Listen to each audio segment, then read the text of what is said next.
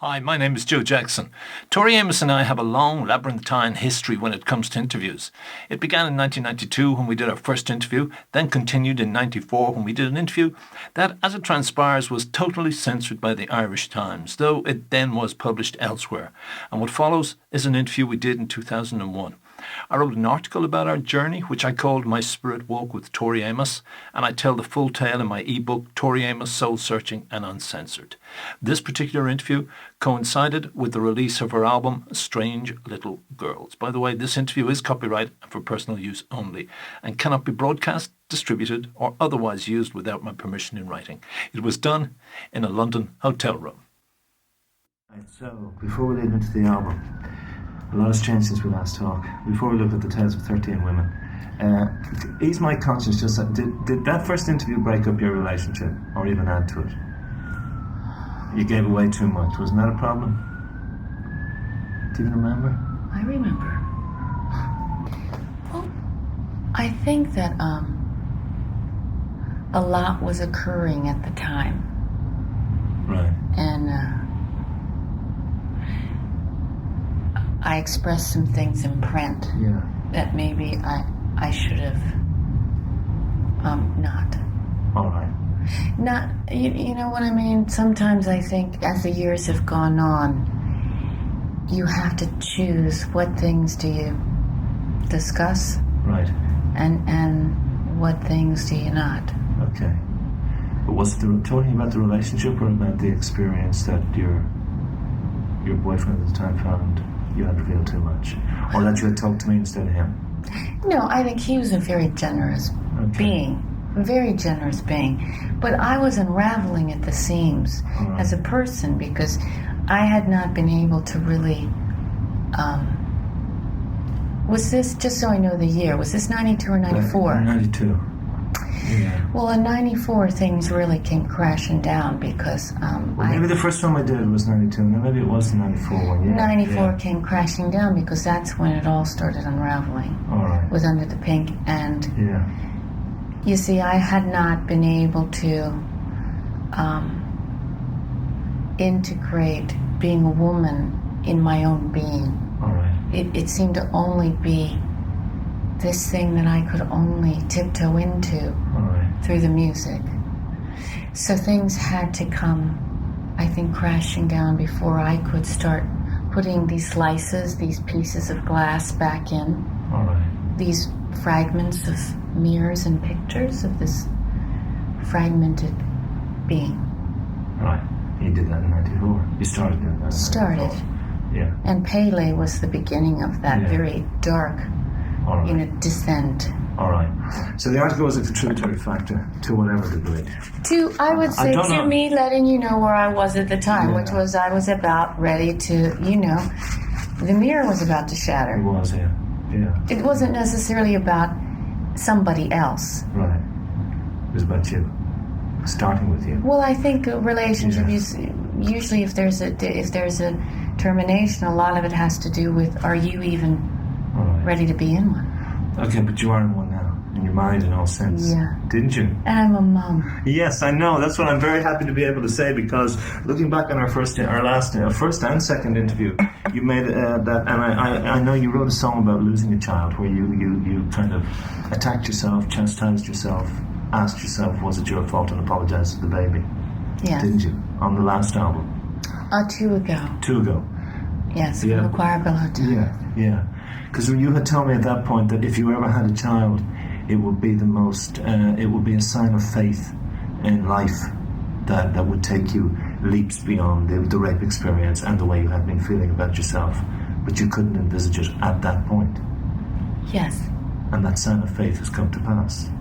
Yes. This is all true.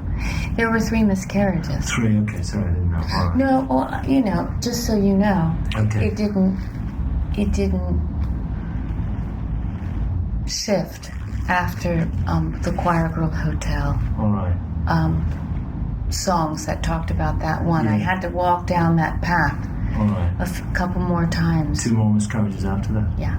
And when was the baby born? See, I haven't kept up with it. She was born, her birthday will be a year next week. Right. Next week. What's her name? Natasha. Natasha was born, okay. With a Y. N-A-T-A-S-H-Y-A. Okay, so, I mean, did that end up giving you that, distancing you as far as could be possible from the rape experience and the fragment itself? Did you find it feel some kind of unifying force in your soul or spirit? Being a mother has kind of pulled, whether it's even in the, I would like to think that I had kind of made peace with certain things. Okay. Not after the miscarriages especially, I made a decision that, okay, it's not in the cards for me to be a mom. Okay. But I can be a nurturing force for my friends, for myself. So I made a choice to not wait for some internal event to happen. Right. But that was beyond my control. I said I can choose to be a nurturing force. Was that a decision or a resignation to a fear and fact you thought was... Not a resignation. I think that is almost a surrendering. Surrendering is beautiful to me because there's liberation in that, and resignation means your head is hung down. Okay. All right. Whereas I think surrendering, your arms are open, and it's very much like, the phoenix out of the ashes. There is the firebird to me. With surrendering, it doesn't mean yielding. Yeah. All right. Okay. But it must have been a joyful... But that's a funny word, yielding, because you yield crops, and it's very fertile yielding. So let's not pick that one either. Well, maybe we should. Okay, but it must have been a particularly joyful moment when you were told, Tori, you were pregnant. Or was it a fear? It was maybe fear plus... Well, it's one thing to do the 7 tests on the blue line thing. Okay. And then you have to go to the first ultrasound. Okay. Because that's where it all begins to go right or wrong. Okay. Which is how far into a pregnancy? Believe it or not, I haven't experienced it yet. Not of myself. 11, 12 weeks is where, you kind of... And had you lost the others within that? Within the first trimester. Yeah. Okay. All right. So... when we went for that ultrasound together, yes, the two of us were, your heart's in your shoes. Yeah. And the doctor gave us both a piece of candy to hold on to. He said, look, guys, it is what it is, okay? All right. We're going to know right now. And I'll never forget, the radiologist was there and this doctor.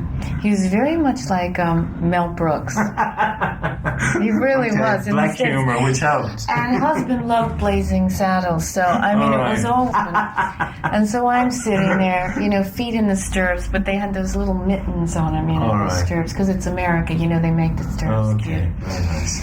So, in that moment, it got quiet, and oh dear. It's in that moment where before I would hear the tears of the nurses gasp. Oh, right, okay, yeah. Heard it. Okay.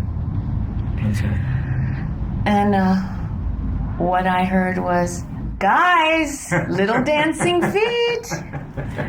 And they turned the screen around, and truly, Joe, tears of joy.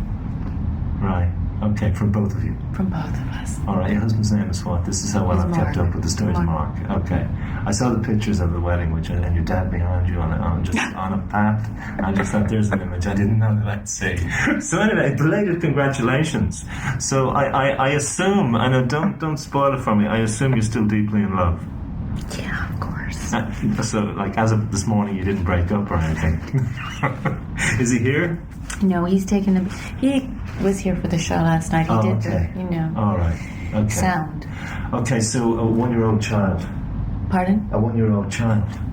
Say it again. You had a 1-year-old, yeah. Okay, are you going to have more? No. No, this is it. Sure. How old are you now? I'm sure I'm 38. I just, if I can just be a good mom. Okay, to Natasha. Yeah, there's a place where, let's not get greedy.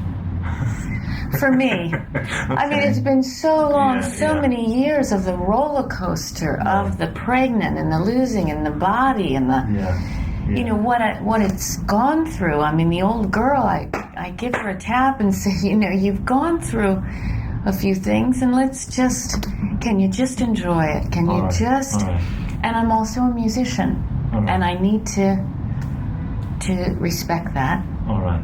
But have you got that sense of integration, of self-integration that we long ago talked about? How you were reaching back into your past and trying to pull all those pieces together? Yeah, believe it or not, it's really? coming. Yes. Yeah. It ain't quite here, but it's a lot closer than it was 10 years ago. Well, is it ever here? I mean, Joe, is it ever... I have a funny feeling if it came here, you'd break it up again just to write more songs, or maybe not. But I'd never tell you the truth, wouldn't I? No, you wouldn't. Okay, so I heard rumors that you went through a terrible period, that you were incredibly depressed. Was that, and that you were into drugs very heavily, and we lost you? Was there any truth to that rumor? No, I've never been into drugs. All right. I've had some, what do you call it, journeys with shaman and stuff, but no, that has never been, substances have never been I was very sad. Because of the loss? I was deeply sad. Because of the loss of the... Yeah. And I was hormonal. I mean, come on, you go through... Sure. 4 pregnancies in 3 years, and, it's a lot. Well, was it a dark time then? Of course. Did you withdraw? As I heard, we've lost Tori, Lost? What does that mean? I just lost to the darkness, lost to the shadows, and we don't know if she'll resurface. No, I was walking with the shadows and learning from them and listening to them. Okay. But lost is always... I find that sometimes the Western world doesn't really value the walk in the darkness. The Irish did. You always knew that. We do. Yeah. You do, but a lot of people don't. Right. The Native Americans do. They understand the walk. Yeah. That you really have to sometimes take that descent. All right. And it doesn't have to be, where you've been possessed by evil or... Right. There's no Prozac, there's no great story to tell on that level. It's just, I was deeply sad. All right, okay. And yet I think I needed to feel the value of life. And I did. I began to really understand that there is a value to life. You're tearful now thinking of it, aren't you? Yeah. Despite the fact that Natasha was born and... Yeah, but you carry, I think, I'm so, touched to be a part of this process that I was able to be a house, with kitten heel boots on, but to be a house, host organism. All right. And that I think my body needed to feel that. Okay. Some women don't have that need, but my body needed to nurture. Yeah. And there was a cleansing in that. In the nurturing? In the nurturing. Right, well that's what you did say to me. It will be a sign of faith in life, in its essence, in its purest form. Yes. To give life. Yes. You know what I mean? To nurture life, to give life. So that's what you've done. And they're going to run me out of here, which seems like we're only saying hello again. But we have to go straight on to the album then. Why you did? All right.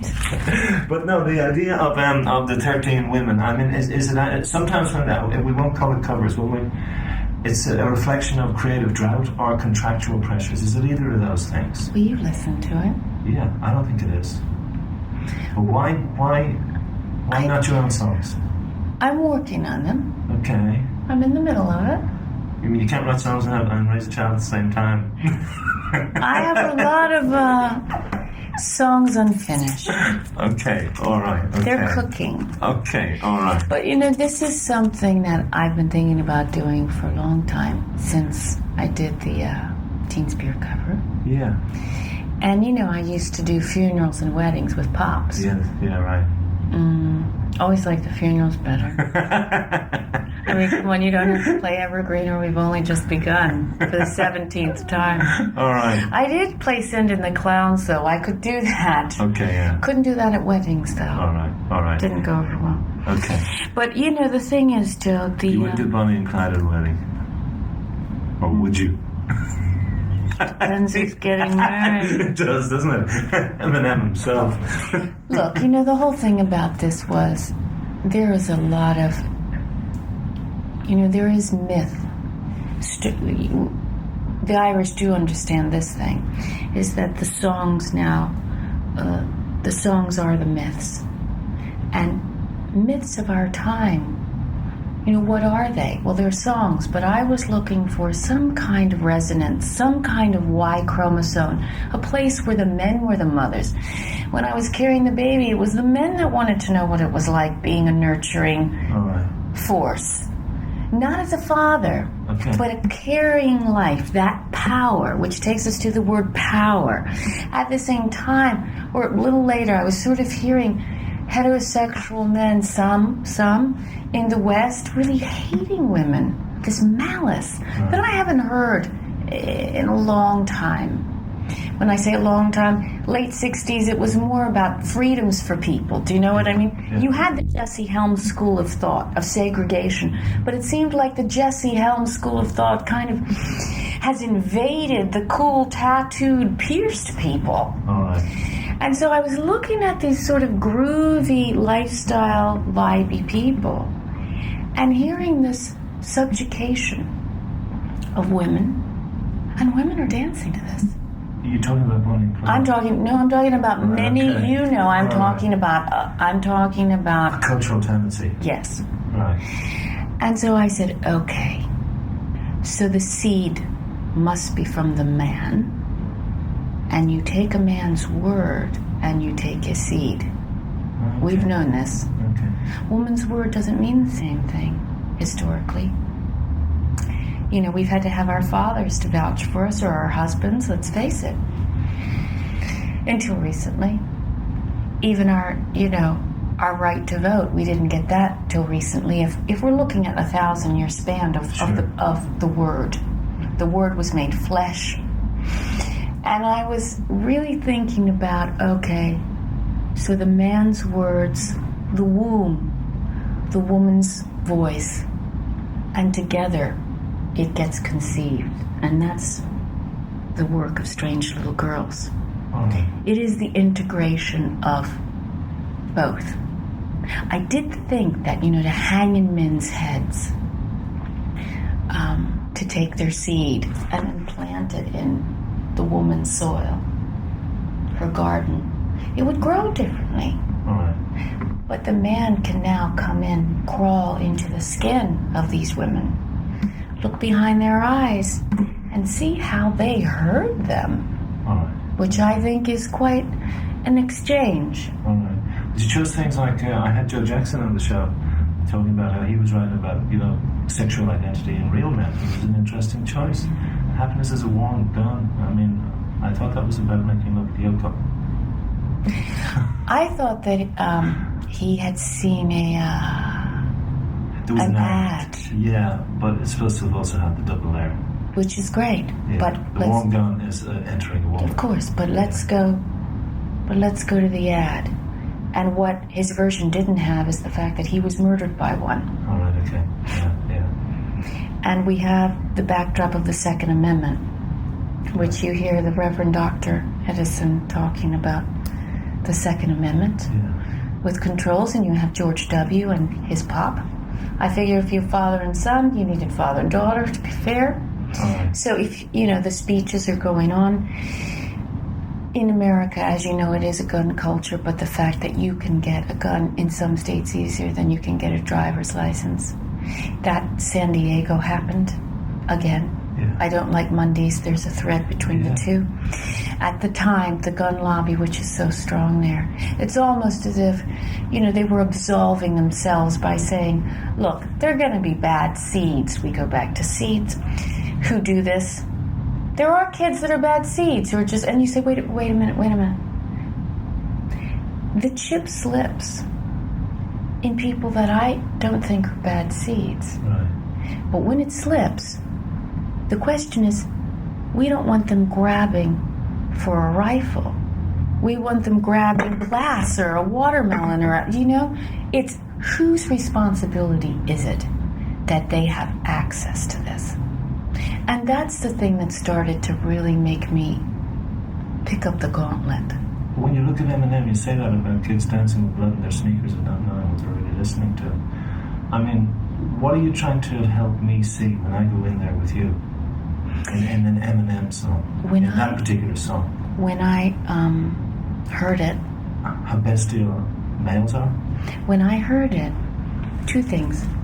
When I heard it, she reached out from the trunk and said, I want you to hear how I'm hearing as I'm dying. Right. The last thing that I hear is him telling my daughter what happened, his version. Okay. And he's making her an accomplice. And there's nothing that I can do about it. She will grow up divided. Whatever our war was as adults, as man and woman, she is the victim here. And as the mother, there's nothing she can do. And this girl will become a strange little girl. And that girl will grow up, and then Strange Little Girls is her stories by the Stranglers, which I thought was, But, the thing that you must know is in my little laboratory of men, which I had my control group. There's the male writers, of course, that I was pulling from. But my control group, I brought in the men to say, what songs meant something to you. Okay. For my theory to work, how men say things and what a woman hears, I had to know how men say things and what a man hears. Right. And the one thing that none of them heard, whether they didn't want to be a part of that song, whether they had empathy for his character, whatever it was, because some of the men said, no, I am not going to be drawn into that song, Tori. I said, okay, that's your choice. I'll call you on Heart of Gold. However, you must know the one thing that not one of these are very bright men, and there were many. All right. Multiple handfuls. Okay. No one asked about her. All right. Didn't mean anything. You see, she was just the dead bitch in the trunk. Okay. All right. Do you see what I'm saying? I do, yeah. Had to have a voice. Absolutely. Without changing a word. I mean, she was silent all those years. That's right. That's right. You were bound to put a voice to that. Irresistible. Well, what about giving them Heart of Gold and all that? There are love songs in there too. And I'm Not in Love. The most ironically titled pop song ever. I mean, you chose those to reflect what of the men you're looking at? Or the women? The women? Yeah. See, that's where some of the journalists get caught up. With some of them, you have to look at the women. I'm Not in Love is the power dance, don't you think? That really kind of sexual power game that men and women play. Because, he says, I'm not in love, and she says, well, neither am I.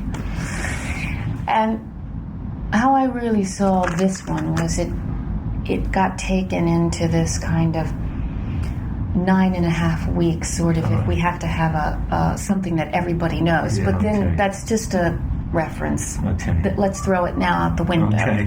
But it's that kind of tone, that kind of temperature, All right. where when the sexual power game gets very dangerous, but, it's two consenting adults. And then he decides, I've had enough. And I'm going to go back to, my wife and kid and just, no, not going to pick up the phone, not going to answer the phone calls. And she goes, there's a protocol on saying goodbye. Not so fast. So he came in and excavated and played this dark little game until he didn't, want it anymore. And as you know, it's a very dangerous game. And I'm Not in Love is that Territory. territory. So it can be fun too. Yes, it can. Yes, it can. For a while. For a while. And another song that people would be very easily able to identify is Neil Young's. Your woman voiced through that? Through Neil? A couple things on that one. It became such a passionate, almost desperate plea, Heart of Gold.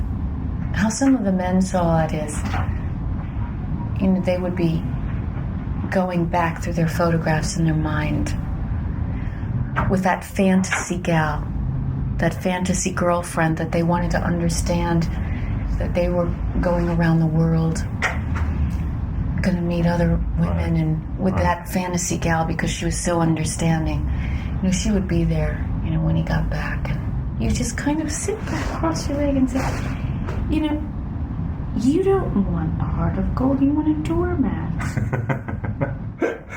Yeah.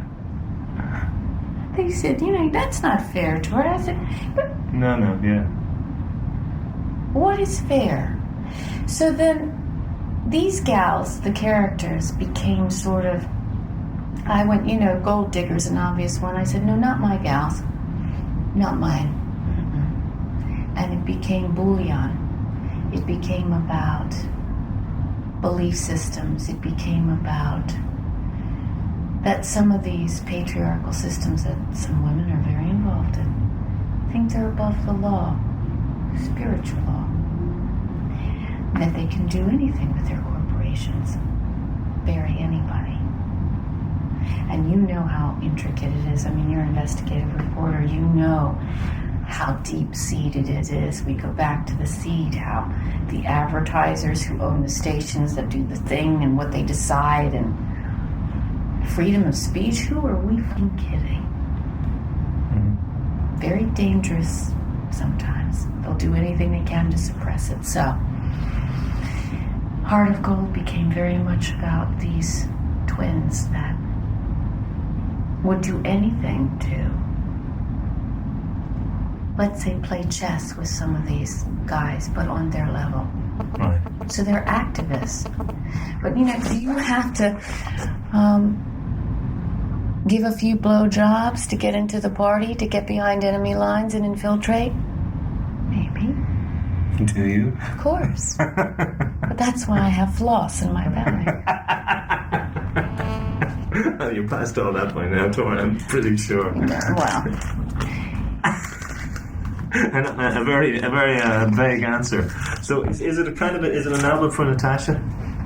Funny you say that. I mean, when I was hearing, I guess, some of the malice towards women, the truth is, I'm a grown woman now, and I have an arsenal of a survival kit, an emotional survival kit, like men have with each other, how we all have, and I have with other women. But I looked at her and I said, well, in 1968, when New Age was coming out, I would not have expected that this is what it would look like in 2001. Yeah. Where as Joe Jackson said, things are getting better, but nobody's really sure. And this kind of, oh God, there is sometimes just a meanness that we have. And I just looked at her and said, yeah, welcome to the New Age, Tosh. So it's like a warning for her. Oh, but it's also, her mommy picked up the gauntlet. And I said, maybe we build bridges. It's got to be integration, not segregation.